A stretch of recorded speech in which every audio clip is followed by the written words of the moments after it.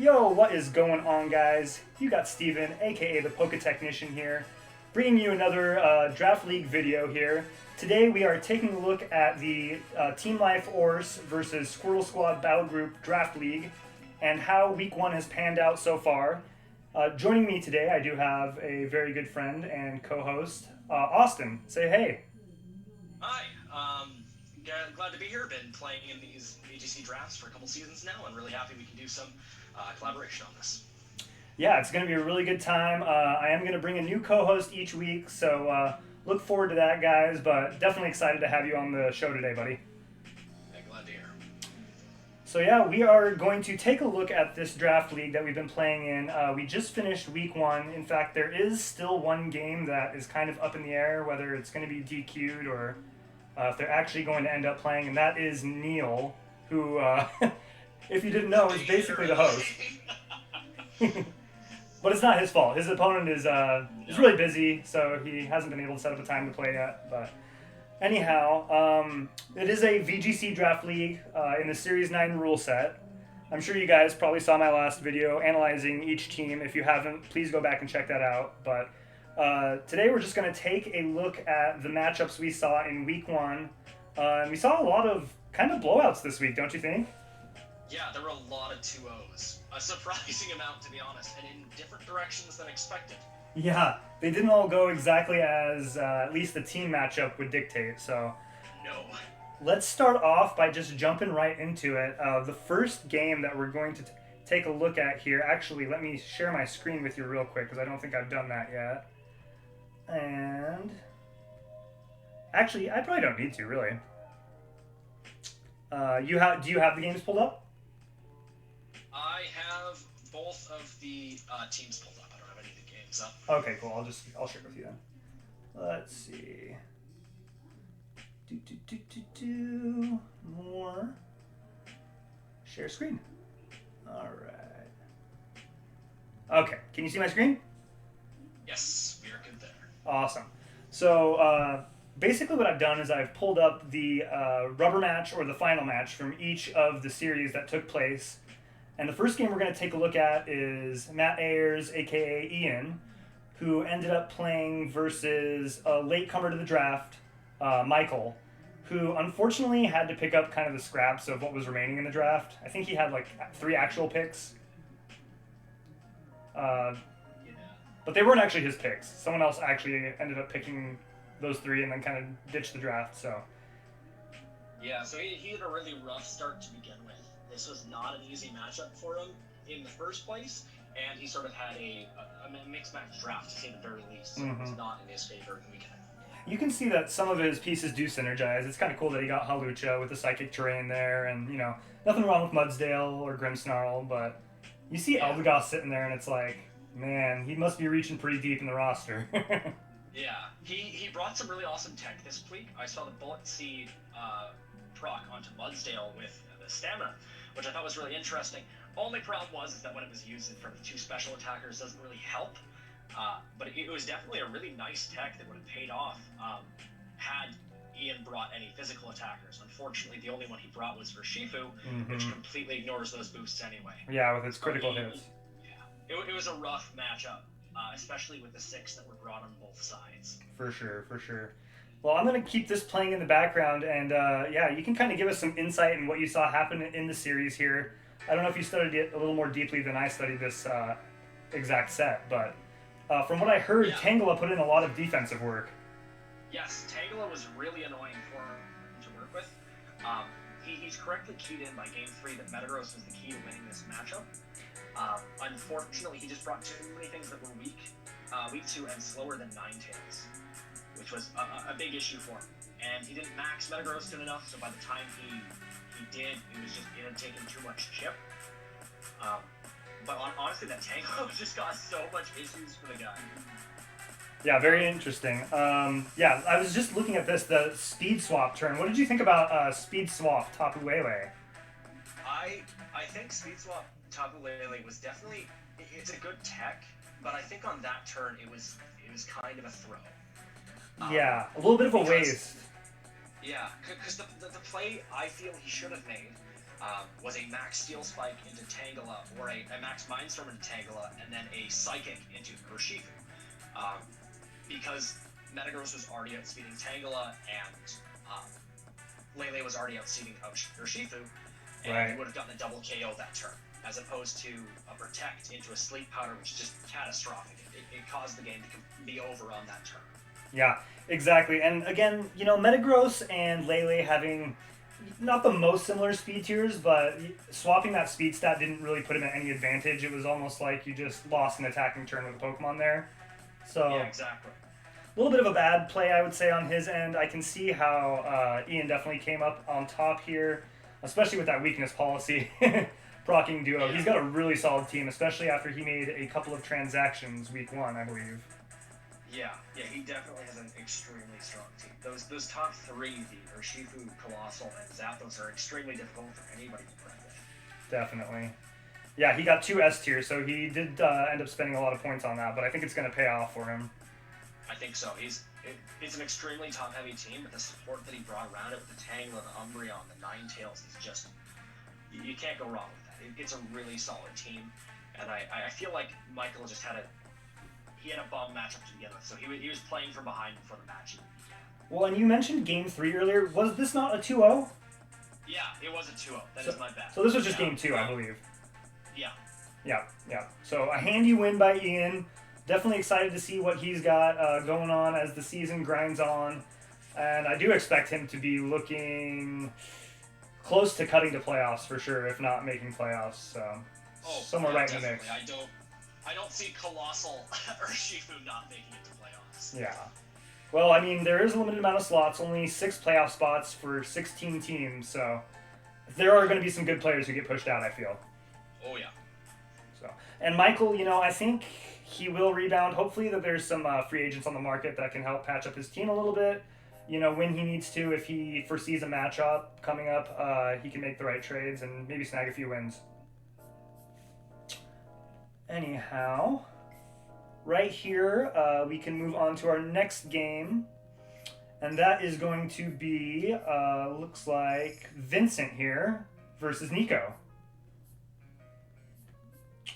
Yeah, this one was not. This did not go in the direction that I expected it to, at all. You were expecting Vincent to get a big win? Yeah, I was definitely expecting it. The Scrafty mode was definitely something that I didn't expect, although it should have been something that I did. I just feel like the prep was a lot stronger on Nico's side than it was on Vincent's. I would agree with that, because Vincent's raw, and you know what, the matchup may not have been that much in Vincent's favor if you look at it. Garchomp puts on a lot of pressure, actually, in this matchup. Yes, yeah. But yeah, I agree full-heartedly with you about the comment about Scrafty. This kind of pairing with Scrafty is something that when you look at his team, you're not going to anticipate it, because it's not something that you expect Scrafty to do. But the matchup dictated that it was definitely a really good option. Yeah, it was his best anti-Regigigas answer. It obviously pulled its weight. It O-coded the Regigigas at one point, and that was game 2, I think. That's what I have playing in the background. Or no, that's right. This is game 3 actually, because this one went to 3. Yeah, this one did go to 3. And the shocking part was the game 1 win by Vincent, despite having good plays on both, and I feel was only won by Vincent because of a lucky freeze. And it pains me to say it because Vincent is such a phenomenal player, but especially in draft league. Without that freeze, I think it would have been a 2-0, unfortunately. But it was just such a staggering amount of prep from Nico that I don't think anybody expected, because it was a really good game. You have to respect that amount of prep, because you can definitely see how cerebral his mode was, just boosting up Scrafty's speed and sweeping from there, or at least dealing big hits. So yeah, and that Thunderous Incarnate, Therian form. Usually you don't expect it to have that max airstream, because you want it to be purely special. Right. Because the only flying move it gets is fly. But a mixed one absolutely came in clutch here, because it allowed him to outspeed the Gigas with Scrafty in the end and allow it to go for the Oko. It helped its partner set up with its max move. Yeah, that was the real value of it in this game. So both these teams definitely really strong contenders. It's tough to get off to a loss on week 1, but 2-1 at least, you get the differential there in your loss a little bit. So Yeah, exactly. So yeah, for him to hang on. Means an end for him. Yeah. Not at all. No, not at all. The team he has is super threatening. It's definitely going to have its fair share of good matchups. So yeah. Kudos to Vincent for that game. Yeah, well played on both ends. There were some stellar plays by both players in that game. Absolutely.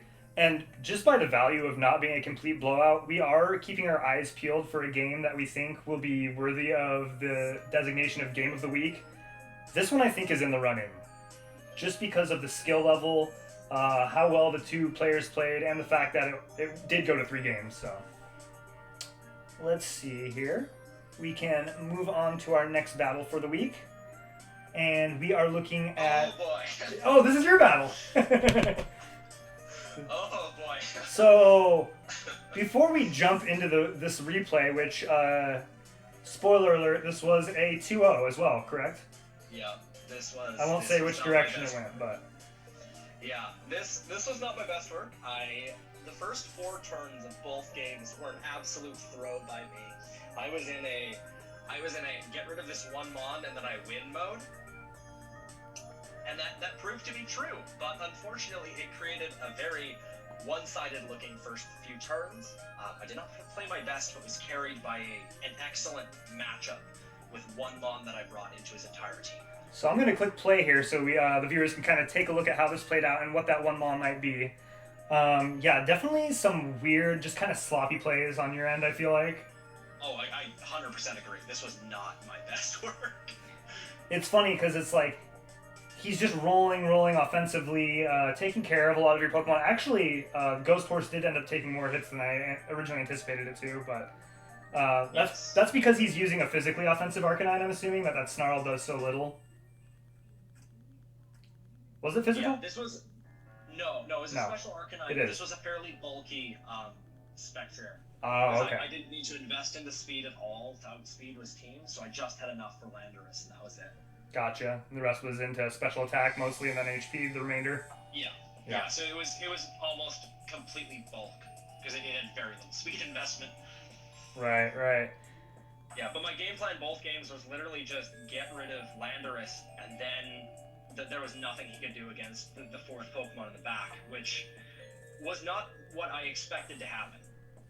No, but you did specifically bring this Pokemon seeing how good that matchup was going to be, right? Yeah. Como was, if you haven't, you'll see it in a couple seconds. It just popped out. Did a 3v1 both games. He got up an Iron defense in a body press set, and it couldn't be touched at that point because there were no super effective moves, and all the physical ones were going to be halved. Yeah, and the Iron defense body press just coming up so clutch here, dishing out the amount of damage you needed to finish off the last couple Pokemon before they were able to whittle you down. Yeah, and even in game 1, I managed to Oko a Dynamax Rotom with 2 boosts. Yeah. Which was unexpected to say the least. Very welcome. Yeah, you can see Komoho just sitting here. Iron defense going to allow him to take any physical hits that want to be thrown his way. You just look at the opponent's team and it's like, there's nothing but Landorus to hit it. And even Landorus doesn't do a great job at it. No, it only does well because of that max airstream, but the fact that he brought a physical one would have meant that it wouldn't have taken that much either way. Right. Yeah, but absolutely props to my opponent. He played better than me 100%. I just had a win condition that he couldn't break. Yeah, he might have just not brought the exact right 6, I don't know, but what did you think of when you were prepping for his team? What was the biggest threats in your mind? Was it something that he didn't even bring, or? Yes, it was something he didn't bring at all. I was terrified of a special Landorus paired with a Grassy Seed Driftblood, because that would have outsped my entire team, including my Alecki, which was Scarf for this exact scenario. Oh my gosh. Scarf Alecki. Scarf Alecki to anything else. Talk about gotta go fast, man. Yep. So it was Scarf Alecki with Eerie Impulse to deal with a Tailwind Landorus. But that didn't even end up coming, so I over-prepped for something that never showed its face. That's always fun. Like, yeah. I know, I had, in a different league, I'm hosting, one of the combatants told me, like, oh, their opponent didn't even bring the sun that they prepped so hard for, and I was like, if anything, that should almost make this easier for you, you know? Yeah, exactly. So, and it seemed like it went that way for you, because, yeah, this was clutch considering your play.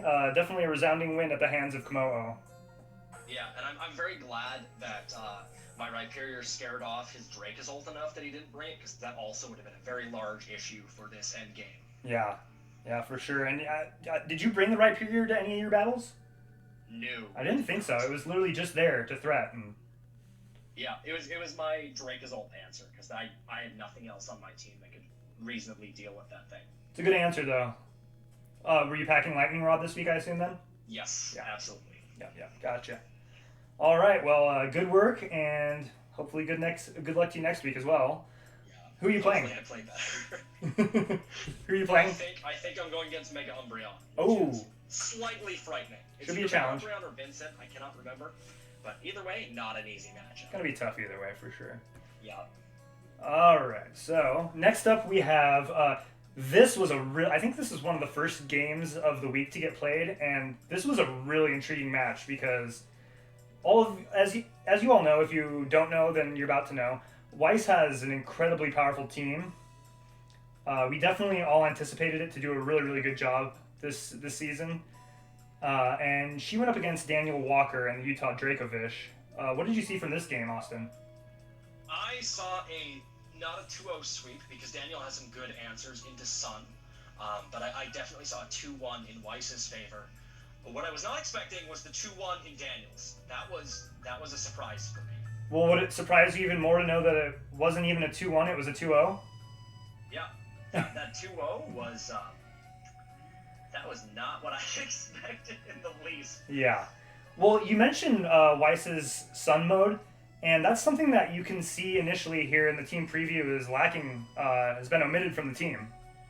Yeah, the Torkoal never showed, which was definitely the mon I thought was going to be the must bring, because Cinderace otherwise goes to town on everything other than Swampert. Yeah, exactly. And you'll see here, I'm going to actually start this battle, but there's definitely redirect options for when that Swampert does hit the field as well. Right off the bat here, you see. Togekiss is going to be putting in a really good amount of work, taking those hits that Swampert wants to dish out. Cinderace just absolutely going ham, Okoing Klefki right off the bat. Yeah, Cinderace was just so monumentally huge in this matchup. I can't believe with the fact that Daniel also has a really good TR mode that she decided not to bring the Torkoal, because Torkoal would have functioned well in the TR here too. Yes, exactly. Yeah, it would have countered. It would have had a hard time against the Stack Attacka, being that it is both slower and deals super effective damage in its rock typing. But a Body Press Torkoal would have suited the team very well. Body Press, any of the Fire Spam would have done well against a lot of these team members. Well, yeah. I mean, you know, Togekiss, it would have hit Togekiss well. It would have definitely hit Tornadus well. So, and then also you have to think about Cinderace's Libero, which he did decide to turn into a Steel type multiple times this matchup. Could have done well against that as well. Yeah, exactly. It would have been very dangerous had a Steel type Cinderace got caught under Trick Room against Torkoal. And even with that, something like a Specs Torkoal can easily do 70% to a Cinderace, even at neutral damage. So definitely. And I think this third game was probably the closest one, closer than the first game. I think the first game, Cinderace just literally swept through her team.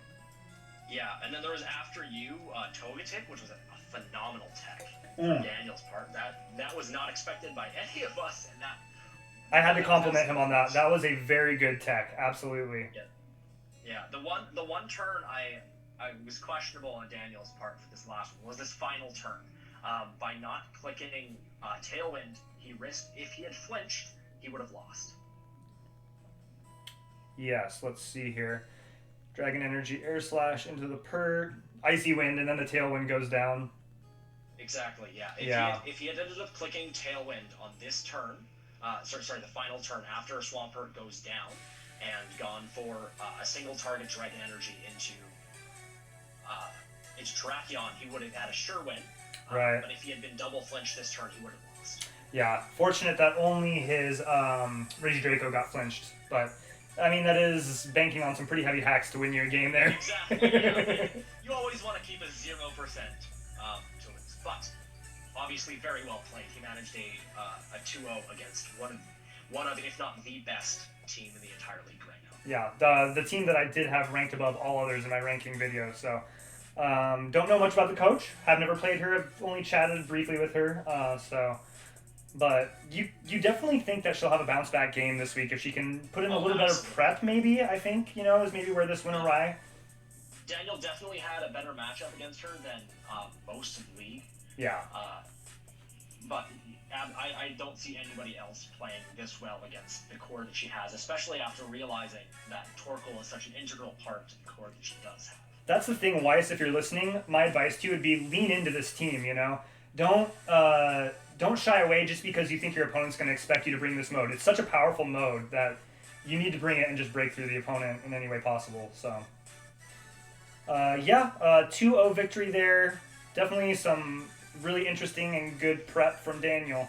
It'll be interesting to see how he ends up finishing the season. He usually goes around 500 or somewhere in there. So, moving on, we will take a look at... Okay, so here we got Jamie versus Aaron. So Aaron drafted the Rain team, and Jamie has kind of like a mishmash of things going on, but it kind of worked out for him, I feel like. It really did. I was honestly I was surprised at how one-sided this was. I feel like Aaron did not bring any of the pieces he needed to win this matchup against Rotom Lapras. Yeah, what were you expecting to see over what he did bring? I thought he would lean hard into Regirock Glacier, but he did not max either of them. Yeah, very interesting play. Yeah, I was not expecting that, and it definitely cost him because he had nothing other. If he didn't max them, he had nothing to touch that Lapras, and the Lapras, as you can see, just absolutely plows through his team. Really interesting and fun play, Volt switching into his Lapras to activate his own weakness policy, of course. And in game 1, he even Leaf Stormed the opponent beforehand so that he had half special attack and the Aurora Veil up. So he took 2%, I think it was. It was so little chip. Awesome. It was a great play. That game 1 was fantastic by both players, but Jamie specifically. Really great plays by Jamie. You can see maxing Galar Moltres is an enticing opportunity because you can get the speed boost and start stacking the special attack boost. But maybe a better choice would have been maxing the Regirock and trying to take care of that Lapras. Yes, I agree. The risk of Will-O-Wisp is always there, but offensively into the team, it just does so much. Well, and especially when you're on the back foot already, you can expect your opponents to make the optimal play, but at some point you have to put in the damage to take out the threat on the opposing team. So yes, exactly. Something I've learned while playing VGC, as someone who likes to play really defensively, I mean, you got to be able to at least attack what the most threatening mon on the opposing side of the field is. Every turn you have to be able to threaten it. So. Agreed. Yes. Any other insights you have from this series at all? This was a 2-0, so it seems like Jamie kind of had his number. Maybe it was in the prep. I'm not 100% sure. I honestly don't even think it was the prep. I think it was just that Jamie seemed to make the optimal play every turn, whereas Arun did not. And I feel like just a little more polish on both sides is needed to definitely take the teams to the next level, because Arun had a definite chance to win this team, but I don't think he brought the right 6. And when he was in that corner, I feel he sort of played in a way that just allowed him to be overwhelmed. Yeah. But he's definitely the level of player that can play out of those corners if he preps well enough. Right. So I hope to see him come back from this. Oh, absolutely. Me too. And yeah, Jamie, when he was first drafting his team, I mean, I was astounded at all the hard hitters and value picks he got, because he did take Lapras out of Tier 3 very, very early, and you can see it paying off right away in this game. Yes, absolutely. Lapras being a Tier 3 is just... yeah. That might be something to assess for upcoming seasons. I agree, because that G-Max Lapras is just... It's phenomenal. It does force you to reach a little bit down low in the early parts of the draft, but it's totally worth it, especially when you've got lots of good Tier 1s to come back to later on. So an abundance really in Tier 1.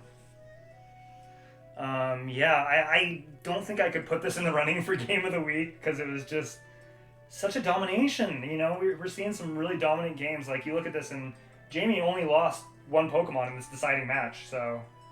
Yeah. But no offense to Arun, I know he's got a good team. He's also been talking on the trading block with some of the other rain-based team coaches, so we'll see if he's able to pick up anything to further bolster his team. He does have Xurkitree, I believe, so definitely a huge threat. Definitely going to help round that out. Definitely something I can see him bringing more often over things like Mienshao, which ends up being a little bit passive and frail in this type of game. I agree. Alright, so we can move on to our next match here. This one was Matthew Chaw's final game versus Mega Umbreon. This one did go to 3 games, so a really good matchup. Oh yeah, fantastic game. 2 really good players. I mean, I've only heard of Mega Umbreon, but everything I've heard has been stellar about him. And I know Matt personally, and yeah, he's a heck of a VGC player. Made it to finals in the last VGC draft that we played in, so... I would have to say game 1 of this set is probably the closest match in the entire draft league. It was incredible to watch the 2 players work. Really? Yeah, it was incredibly close. It came down to a last mon. It ended up being Sylveon versus 2 when it took them both out with Hyper Voice. But that was an edge of the seat kind of match. It was so close. I was not expecting it to come that close. Yeah, I am also his mock partner, so I got to see a lot of what he was going to be throwing at Mega Umbreon before the match, and I didn't win a single mock. I'll be straight up honest with you, and I am usually halfway decent in my mocks, but I really thought he had it nailed down. But to be fair, he was definitely anticipating the Ditto to come, so he had some stuff pre-prepared for the Ditto, which can be a huge threat. And instead, in came the Hitmonchan, which I heard actually played a pretty valuable role in the earlier matches. So yes, that game 2, it caught a very clutch KO against the Thunderous Incarnate, getting doing over 50% to it with close combat, which definitely swung the game into Umbreon's favor. That was sort of a deciding factor in that match, was that KO getting caught there. For sure. And as you watch this game progress, you'll see, first of all, Sylveon not putting out quite... I mean, I'm glad that it saved his Game 1 match, for sure. But at the end of this game, it's just not going to be able to put out quite enough offensive pressure to finish off the opposing Mons. Meanwhile, Mega Umbreon has some really bad luck. So the fact that this... Yeah, you'll see a couple misses here, I think, is the exact term. Yeah, there was a lot of misses in this game. Rock Slide miss, Power Whip miss on the same exact turn, but it doesn't end up mattering as he does clean up the game in a very close manner, but that hack's definitely affected the outcome a little bit, so. Absolutely. KOing through the Charty Berry here against Rotom. Again, Charty Berry, great prep, I think, but you can see that his Rotom did get whittled down a little bit too much to take advantage of it. Agreed, yeah. Let's see, any other thoughts you had on this? Honestly, just incredible prep and incredible plays from both players. While Matthew did definitely get outplayed in this final game, the first 2 were just absolutely incredible. They were definitely a nail biter on those 2. And I can't recommend watching them enough just to watch the level of plays, the amount of prep for both. It was easily my favorite set out of any of them in this league so far. Yeah, I agree. This was definitely. I'm just gonna put it out there right now. Even though we haven't seen Neil and Michael play their game, I have a feeling about how that's gonna go. To be quite honest with you, no offense to anyone. I haven't indicted anyone specifically, but I do see that being fairly one-sided, and if not, still probably not quite matching this in terms of nail-biting contest. So. This is definitely going to be my match of the week nominee. Yeah, I am not going to disagree with you there. This was easily the best match that we've seen so far. Yeah. All right, and let's move on to the last replay we have here. Ooh, this is my match. I forgot I even had one. Damn! Spoiler alert. Whoa! All right. Whoa! Okay, so you've seen the end. I forgot to hit reset. My bad. This was a 2-0. I put in way too much prep for this. Yeah, I'm gonna be honest with you, the lack of Excadrill really confused me. The lack of I Excadrill. thought, yes, in the first game, because he really leaned into that Zapdos, and he correctly keyed in that Excadrill is just phenomenal in this matchup. It is. I prepared mainly for Excadrill. T-Tar, I forgot on the special T-Tar. Special T-Tar gets a crit, which definitely mattered. That crit mattered. Yeah. But it doesn't matter in the long run, as you'll see, because yeah, I'll lose my Audino eventually, but it sticks around almost until the very end of this battle. So yeah, I will say, in terms of things that would have changed Game 1, I do think Game 1 would have been a lot closer, and quite possibly, I can't say for certain who would have won it if he hadn't realized this, but he had Pollen Puff on his Comfy, which is not affected by Triage because it is considered a physical attack. So Floral Healing would have made a difference, you think? Exactly. Floral Healing would have made a massive difference because he used it twice, and one of them would have saved one of his mons from being KO'd and would have allowed him to KO a mon a turn earlier, which definitely had a massive effect on the match. Yeah. And I would have liked to see how it would have gone had he brought that tech instead of the Pollen Puff. I think he brought the Pollen Puff to also put out some damage on my Tangrowth, because I did see that. I saw this exact team in mocks. The exact 6 he brought to this game was the exact 6 I mocked for 10 games. So I had a really fortunate situation that I was well prepared for this exact loadout. Almost the exact same thing. I believe the Zapdos was a very similar set. It wasn't weakness policy. I believe T-Tar had the weakness policy in my mocks, but both very threatening alongside Comfey with the Drain Kiss. So yeah. But yeah, I prepped super hard for this. Yeah, I mean, Azumarill was correctly identified as the key to this matchup because it just did so well into everything. It could max Starfall against the Amogus, it could max Starfall into his Psychic weeks, max Geyser into his Water weeks, and it just really had a phenomenal matchup against his team. It really did. I don't think there was enough prep in the other direction for specifically Azumarill, but very well played to Paul. He played to his outs. Unfortunately, I just think that Pollen Puff tech and just a few, I don't think respecting the Azumarill enough was the key to you winning this one. And see, Paul, he does have Naganadel on his team, and I that was the 7th Mon in the back that I was just dreading coming to this match. But that's why I brought the Marowak, because it matches up so well against Naganadel. What the hell are you smoking? What, a rock type into a fire? I guess under Trick Room. I'm not rock type. That's a good one. No, a rock type into a fire. What's Marowak going to do against Naganadel? Naganadel's not fire type. I'm sorry, it isn't rock type or fire type. What are you talking about? Yeah. Oh, Naganadel. I keep thinking Nihilego. Yeah, I have Nihilego on my team. I am an absolute idiot.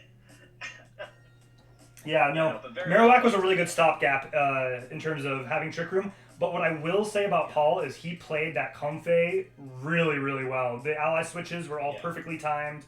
Like you said, if he had brought Flora Healing and gotten the Triage ability to bolster that, it could have been a different story.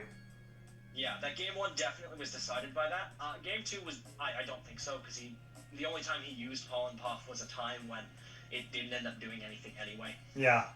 But that Game 1 definitely would have gone a lot different. I'm curious to see how it would have gone, but very well played on both sides. That Azumarill put in so much work. Dude, because the funny thing is, if I didn't have Azumarill on my team, his Sandcore would literally just sweep through my entire team. I have nothing else for it. Like, Azumarill was... I didn't expect Azumarill to be able to accomplish what it did, because it literally put the whole team on its back. It was incredible. Yeah, it did insanely well. So, definitely happy about that outcome. What did you guys think was the best? Drop a comment down below. Let me know what matchups you identified, what you thought was the biggest nail biter, just based on the replays we showed you. And we will definitely be coming at you next week again with another video. I'll have a different co-host, but I do appreciate Austin joining in. Before we sign off, what do you think, right off the bat here, give me your honest conclusions, was the best, the offensive MVP for the week and the defensive MVP for the week? Oh boy, I would say... I know it's a deep thought here, but I'm putting you on the spot. Defense, are we saying Mons or are we saying teams? I'm saying Mons, like a specific Mon. We're saying Mons. Yeah. Oh, throughout all the games. So I got I'd say 2 or 3 in mind. defensively, I'm gonna be honest with you. The one that packed both together, just with how it worked. Actually, no. I would say offensively, I would have to give it to Jamie's Lapras. The amount of Okos it got was unrivaled, and the amount of bulk it brought was just it. It was obviously the MVP for him. Yeah. And I can't say there was another Mon that got as many Okos as that one did. Defensively, I'm a little biased, but the fact that Komo took at least 20 hits each game and just did not fold, I cannot complain about its performance as a defensive piece. Did exactly what I needed it to do. I was literally going to say Komo as my number 1. If I had to put a top 3 to paper, I would say probably Komo, then maybe Tangela, and then maybe Audino in the 3rd slot, perhaps. Yeah, there were some really good defensive plays this time around, and a lot of hits that I didn't expect to be taken. Yep. Fun stuff, dude. It's so cool. It's weird, but that's what I like. I like seeing a Mon take a hit and just coming back at its opponents, doing some weird, technical stuff. In terms of offense, I would probably put Cinder as my number 1 this week. I forgot about Cinder. Yeah, Cinder okay. is, so... Yeah, it's either Cinder or Lapras on that one. They just overwhelmed the opponent on both those games. They truly did. It was a sight to behold, and yeah, I'm really excited to see what these coaches are cooking up for week 2. So, it was definitely a really good set of games. With that, let us know your thoughts. Let us know your favorite game of the week and what you thought were the best offensive and defensive showings. And thanks for coming on, Austin.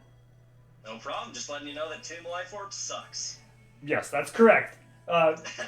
Just putting it out there, the only 2 games that TLO won were both 2-1. So, work on your differential game, TLO. 2-0s there, guys. But anyhow, thanks for watching, guys, and we will see you around the league next week. This is the Poke Technician signing off. Peace.